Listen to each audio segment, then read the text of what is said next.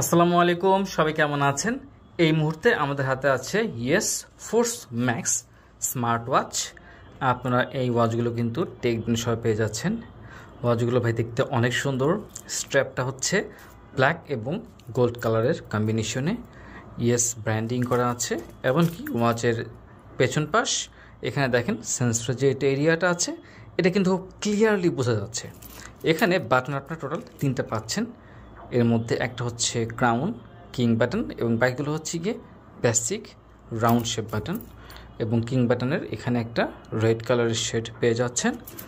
এ হচ্ছে বেসিক্যালি আমাদের yes force max. এটার বর্তমান যে প্রাইস আছে টেকদিন শপে, এটার প্রাইস হচ্ছে গিয়ে 4,999 টাকা।